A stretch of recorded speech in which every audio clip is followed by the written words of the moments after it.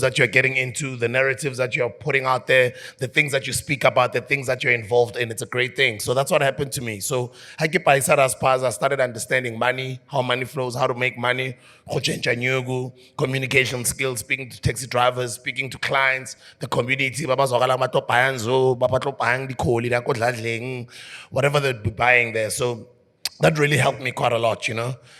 So I would always say to people, entrepreneurship starts early. And for me, even when I was hustling to get into YFM, I had already been to a community radio station, which I hustled to get in there. And I was at a community radio station, simultaneously I was at a campus radio station. So I was at both developmental radio platforms while I was seeking to try and get into YFM. So with the work ethic that I had and just that seed that my parents had planted in me of hustling at home, so when I go to school, I'd grab stock of shop and then I tell my parents, school packing, when other kids are eating, so I mean, I learned trading from an early age. So even when I'm pushing my career, I'm trying to get on radio, the skills are helping me, you know, push whatever I'm pushing. So if you can trade, if you can communicate with people, if you can convince people, you can converse with people, you know, you've got those little life skills. No matter how young you are, they sort of grow with you. So whatever else that you're doing, even if it's not necessarily business, those skills come in handy. And I guess those skills worked for me to end up being a part of YFM unofficially. I was not hired, but I used my skills to befriend the DJs there. So because nekapara nice, you know. Bengisigaba sure. Bengisigaba bengihlale nginuka kamnandi, yabo.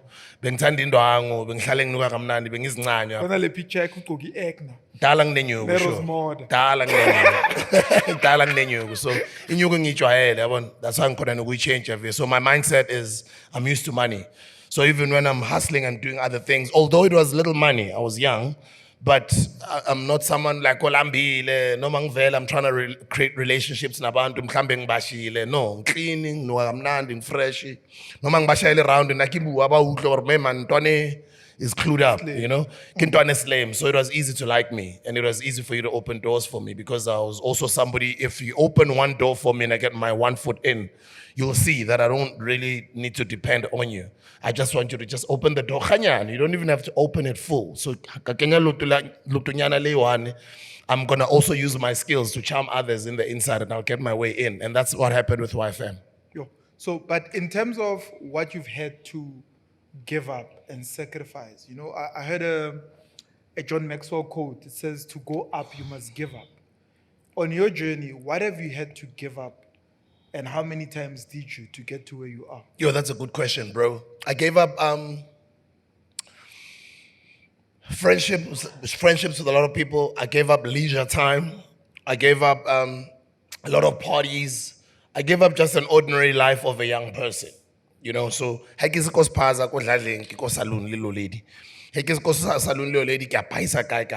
what I mean? Like, so I was always occupied.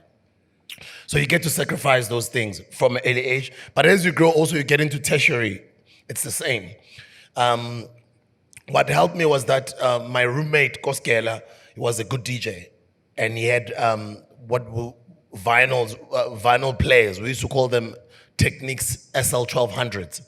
And then he used to collect vinyls. His name is Kanso. Till today, I always, you know, acknowledge him and I appreciate him for teaching me how to DJ. So Kanso taught me to DJ. I had already loved music. I was already collecting cassettes. Back in those days, we used to use cassettes. So I loved music already. So I'm gonna live, I used to live, I don't know if some of you guys know that round building in Joburg called Ponte City. So Ponte City, my roommate was a DJ. The Vodacom building? It's not a Vodacom building, but Vodacom used to advertise. Advertise on it.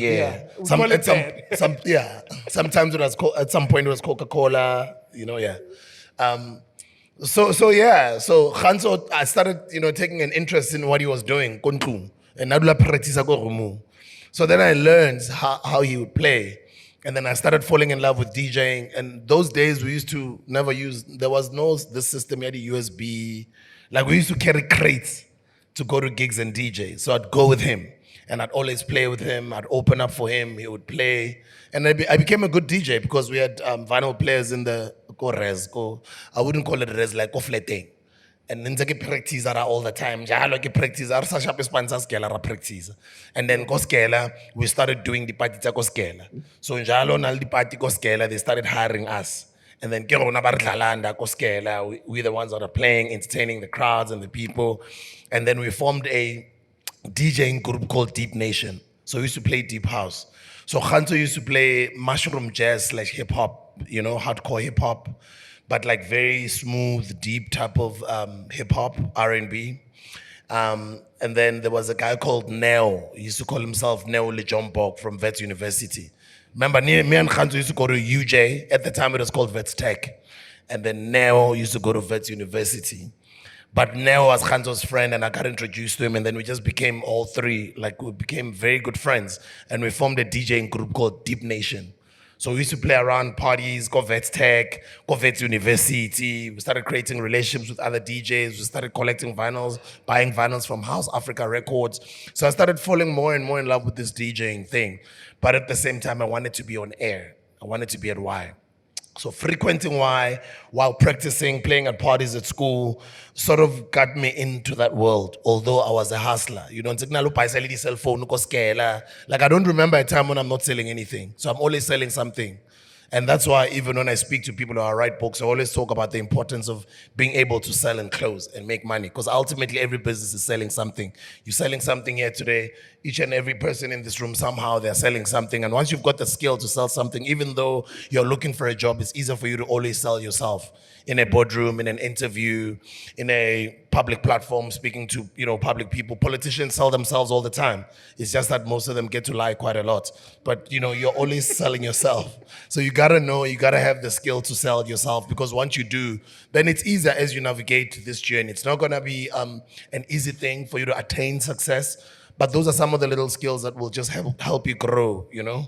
And that's how I grew. I got into eventually get hired at YFM through a talent search competition.